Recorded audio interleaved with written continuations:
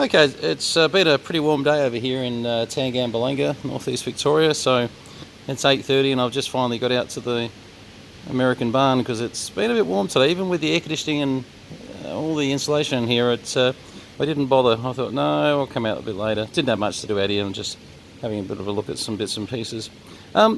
Just having a look at three, we're supposed to be 4 crows. Actually, I've got that on number of traces there. You can have 3 traces up on this one.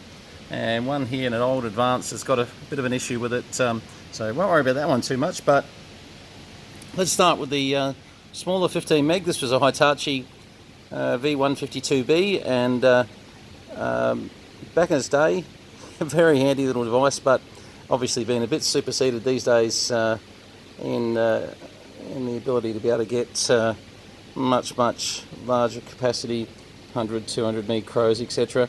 But still a nice sort of collectible piece. This actually, it's all working quite well. Had a bit of a look at its intensity, etc.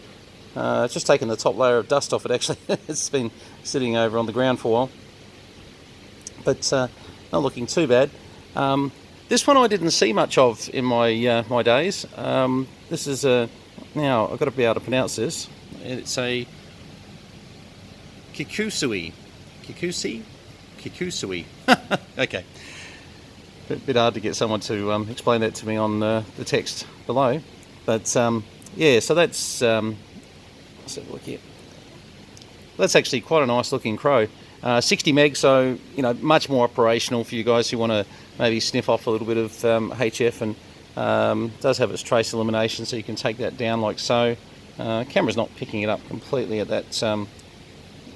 If I just go there, might be a bit better for you guys. But yeah, certainly dual trace and nice device. This one here I've seen before. This one I was pretty across because we used to have one in the workshop going back a bit. It's a Hitachi V650F, and the reason I sort of thought this one over here was so collectible is Hitachi made some really nice crows over the years, and they still, you know, so there's a lot of very renowned, much larger than 60 megs. But yep, this one's actually working quite well. Haven't had a chance to run them up completely yet, just having a bit of a quick look at what's here. Unfortunately, we don't need any more crows, so these will probably go out the door, but I just thought it was interesting just to see. These were the types of things that were getting around in workshops in the 90s, early 2000s, and still being used for various applications. This old Advance, what is it, an OS 1000A, I'm thinking, I don't know this model, to be honest, I'd have to look it up, but I'm thinking it's maybe a 10 meg or something. I'll have to look up. Sometimes the part number can give away a little bit as to, you know, it's, I mean, with the Hitachis, the V, 15 152B, well, the 15 is, probably 15 megahertz, 2 trace, etc. What are they doing here? They're getting 60 meg in the last bit of the 5060. And this one they didn't really, the V650, they didn't, yeah, that one doesn't really give much away, so we won't sort of presume anything about the OS 1000A. Look, it's pretty old. It's not a, obviously not a new crow. It's going back quite a bit. But surprisingly, I've actually got the cover off this. I was just spraying some pots and bits and pieces with my old deoxide over there, D5. But yes, it's got a definite issue that's doing something a bit strange. When you, what was I doing? That's right. When you have a play here, you can almost get a trace up. I'd almost, yeah. Sort of just almost, so I'd almost have a look at this control here first, just see what it's measuring. As you can see, I can almost get it, so if I run it back and forth, I can almost get a trace coming back. So the ability for it to illuminate is there, but the more I have a play with that there, I'm very suspect that we've got a pot that's giving some trouble in there. But anyway, yeah, these here, specifically Phil down in Melbourne, I don't know if you're still chasing something, but maybe one of these 60 megs might be sort of something for your little project that you're doing. For someone who's just doing a bit of experiments and bits and pieces, the old Hitachi 15 meg, it's no slouch. It's just not really for somebody who wants to do a whole lot of high precision stuff, but you'd be able to sniff off a bit of RF from that, off your ham radio, etc. And you know, obviously you'd be starting to get a bit tight on 10 meters, but anything probably up to about 20 megs, it'll stretch probably out there. Might actually give it a go on another video to see how far each one of these will go. But these 260 megs will certainly give you some good clarity. I'll clean that screen. No, I haven't cleaned that yet. Okay. Anyway, this was just a quick look at a few things that are just sitting in here. We've been cleaning up quite a bit. There's all these boxes are now sorted throughout on this line here. They're ready to go, be packed away. We're just getting rid of some of my collection here that I don't want. I only collect numbered vehicles, so when we get cars in with collections that I don't actually that are not numbered, even though some of them are nice, some of these Coca-Cola, you know, box sets and that, they're nice, but they're not really for me. So I was just laying them out to be able to display to people. But yeah, we're getting there, as you can see. We're getting some walkways back slowly, but we'll be fairly cleaned up once we just take these boxes off now. As I said, they're ready to go into storage, thank goodness. All right, well, anyway, that's the, well, 3 cros, really, that yell out if any of them might be sort of going into your workshop. I prefer not to ship them, just I can't guarantee they're ever going to get from A to B, so if you're in the area, pick one up. And as you can see, we're still getting through what's left over here. I've got this gear going out tomorrow on the side there, but as you can see, we're still getting through a lot of what's down here. There's these antennas and bits we've got to sort through. I mean, there's just so many whips, as you can see. I mean, they're all brand new, and in this packet here from memory, yep, this is the one. Right, so that's how many whips we're talking, and if I just pull one up, what do they look like? VHF? Yeah, I reckon they're VHF. Bit of a guess. Let's put one on my antenna analyzer, have a bit of a look. But yeah, there's still a fair bit to go through. There's heaps of imported from the US. Oh, goodness. What were these ones? These are it's better.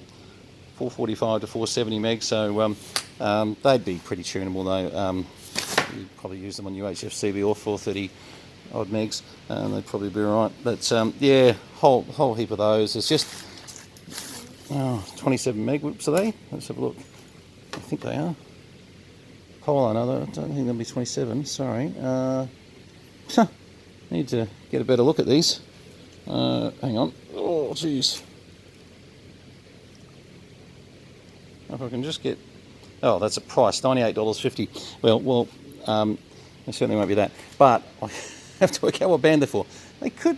Oh, geez. Your comments, please. I'm not sure on those polars. There's no designator, so some of these we're going to have a bit of a look through and just see what they really are. Hopefully on one of them they're in a bag and we can, you know, have a bit of a look. I don't know if all these antennas here are all the same band. Let's have a look.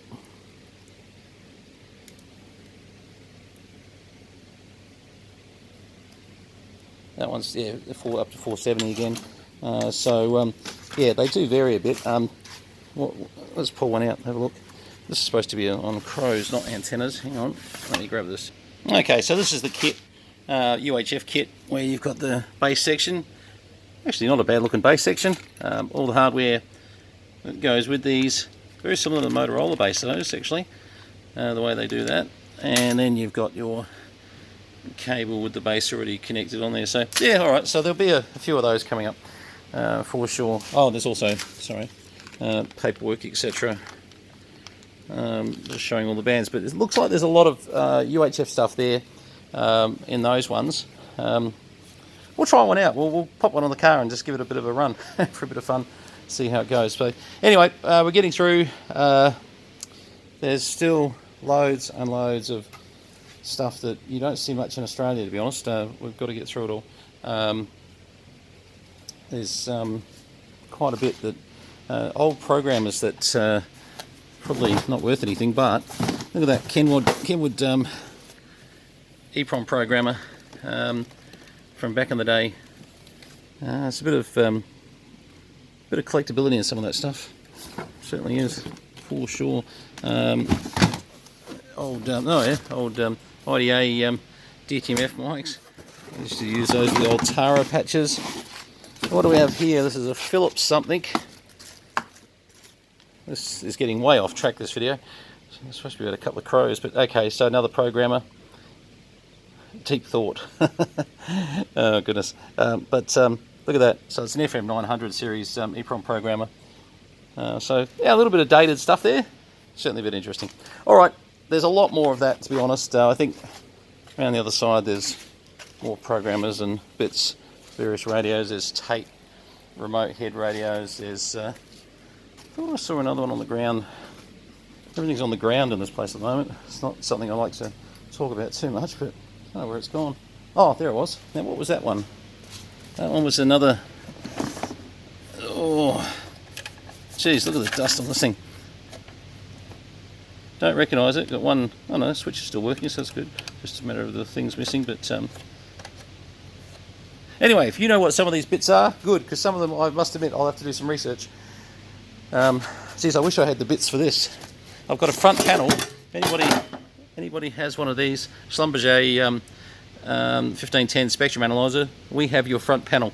I don't know why we have a front panel for one of those, but we do. So anyway, so yeah, this is just some of the stuff that we poured in here the other week. Not sure what's in the boxes below, probably more commercial bits and pieces, I'd say. We've also got, that's right, loads and loads and loads of service manuals, Codan. Oh look, just all the way through, even back into the old Ferris days. There's Electrophone TX series. Amazing, you know, when you sort of go through some of this stuff. There's years and years of collecting. Whoops, now we're bending whips, I'm not careful. Oh, not going well there, am I? Okay, so there's more Tate, Midland, etc. So these are all original service manuals. Amazing. For some of this old stuff, it really is amazing. It's you may not think so. I'm just a hoarder, I think. I think that's what it is. What's in this one? Oh, Plessy. Oh, geez, we have to get into that one later. But anyway, that gives you a bit of an idea. I'll just pop on the other side. Okay, over here there's manuals for test sets, Marconi 2965s and 65As through to 2968s and Motorola programming leads, RTK programming, see. Barrett manuals, Unilab manuals. Yeah, this is going to get a bit interesting. Oh, that's actually useful. We've got that one. No, yes we do. We've got the 29... oh, what have we got? No, we've got a 29... sorry, we've got a 2955 B. That's right. So I've got to find the manual for that. It'll be here in one of these somewhere. Anyway, more in here. There's just... goes on with just so many different manuals from things that... not sure what these are. That's very old-fashioned. I've seen something. Television field service manuals. Goodness. Yeah, somehow I don't think they'll be of any use to anyone. They're getting on a bit. So as you can see, this company went on for many years. Fleet management stuff, yeah, right. 950 series, that's all Barrett. Anyway, alright, well, that's it. As you can see, there's VHF, UHF handhelds. They're all like new in the box, those things. I haven't had time to get to them yet, so anyway. I'll get into this gear soon, and we'll find out what else is in there. Underneath there's probably a treasure trove of bits, but I just haven't had time. Anyway, took me long enough to get those crows that we looked at just earlier off the ground. They were on the ground here for probably 4 or 5 weeks. So finally getting stuff. And yeah, actually, Gab, you're going to love this. This is a really nice unit. It really is. And these here, they're going on the NERG repeater. So there you go. It's all sort of all finding a home somewhere. All right, all the best. 73 Steer, VK3, Charlie Mike. We'll catch you later. Please subscribe and hit the like button, notify, all that stuff. What do they say now? Smash that like button, isn't it? Smash. I heard that the other day. Smash. The Americans are all saying smash the subscribe, smash the like button. Well, don't break it. Anyway, yes. All right, 73 is all the best, and we'll try and get some of these operational soon and show you what they used to do with them. Cheers, all the best.